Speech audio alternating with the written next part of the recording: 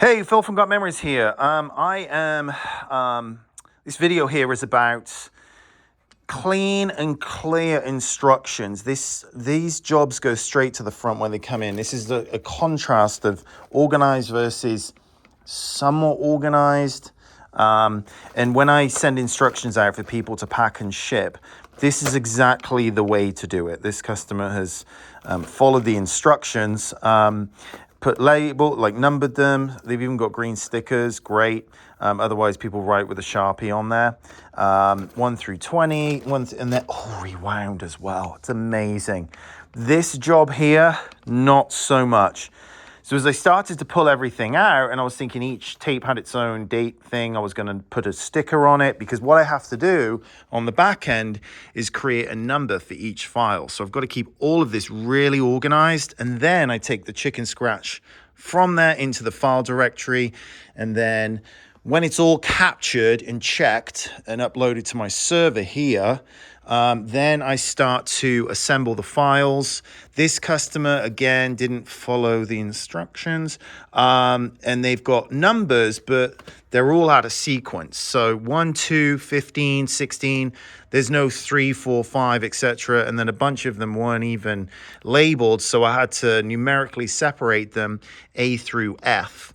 And I check the numbers of the files, check all this, cross-reference it, then any of the chicken scratch dating I put into the file name, and then it's uploaded to Dropbox and also put onto a removable flash drive as well. So this customer wasn't quite clued up. I did send him a link to, how to organize and prep it before coming in. So they've got like 1993, and then there's nothing on this one. So this is 1993. This is 1993, I think. So it's a mess, and they've gone through it all with their VCR and put post-it notes. But 93, 94 is like these 3 tapes. 1990 is these 4 tapes. So if you took this one out, it's now like out. So I'm trying to rack my brain, and none of these are labeled or anything. So this is part of when you are handing over to a transfer company, period. This is the preparation that should be done first and foremost, so you get a nice digitized copy that is, let's have a look here, that's all, in sequence, all the data. You can change any of this stuff, but it needs to be like this. Typically in this industry, they're not even putting anything. They'll just put like a serial number from the barcode. I know the shite box, aka legacy box, which is one right here that is come in, and let's have a quick double check that it is actually a legacy box, which I'll be doing a video on. Oh yes, and there we go. It's another thing with legacy box. It's such a waste of materials because they throw all this away. It's a once-use thing. Let's see. Have they got the stickers on them?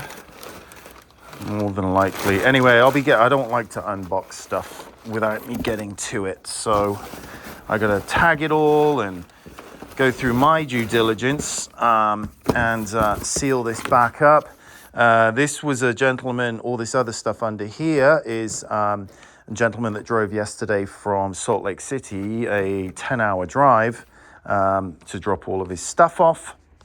Some people do that, and I do welcome it. So now I've got all these stickers. I've got to concentrate and then try to unscramble this somewhat of a kerfuffle so it makes sense on the back end when the customer gets it all back. They haven't numbered or labeled these. They've got dates on them. Some of them do, some of them don't. So I've got to spend this is going to take me about 30 minutes of racking my brain, and it's also the end of the day-ish, so my brain is a little fried. I usually try and do this in the morning when my brain is fresh. Got a very interesting job here that's come in. Gentleman up in Washington. He sent me some stuff previously. I don't know what. This is 16 millimeter film. His dad worked for NASA and Boeing. So we'll be seeing what's on these. interesting things here. President Kennedy's arrival at Boeing, 1960. What does it say? It's a print, so it's not original. But yeah, 3/15/76, whatever that is. Yeah, so a whole bunch of interesting stuff in there. And looks like some other reels. What's this? 1973 highlights, special report, NASA.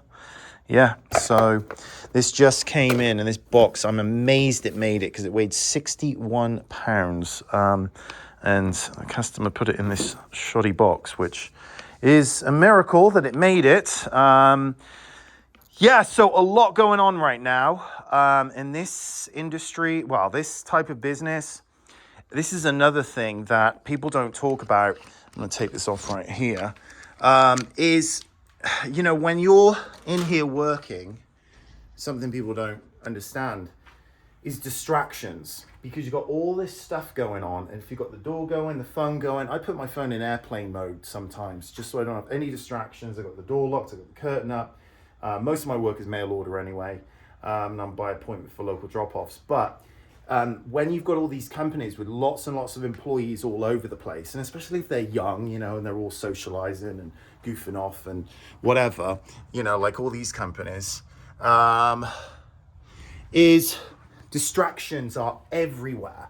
So if they're like fiddling tape with a job, got a tape in their hand, and they're like, "Hey man, did you watch the game last night?" Yeah man. And then they're just like walking around, and then they forget where they were at, and they go, "Okay, what was I doing? Okay, yeah, I've got to drag that folder over." You've got to be so, I can't even explain to people how detail orientated you have to be with all this stuff, because one wrong file in the wrong folder, someone's got someone else's home movies. One wrong download link to the wrong person, that can happen. Mixed up videotapes. I don't do all the fancy barcode stuff, but what I do is I've got an old school, like that, and I put the customer invoice number on the tape itself. Let's see here. So just an example. So that goes on the tape that goes back to the invoice number. So everybody's stuff is all tagged. I don't try and mix up jobs. I complete a job and then I move on to the next one. Sometimes if my brain fries or I find myself making a mistake, because, we're all human. I'm in here all day and I'm dragging something. I've got like a seventh sense where it's like, boom, and I go, oh my God, I shut down.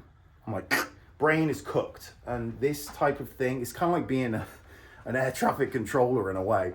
But I do manage all of this stuff myself, which is, it takes a lot out of you during the day to keep all this stuff correct. It's a skill. I mean, I don't know how I do it. Some people go, how the hell, wait a minute, you do this all yourself?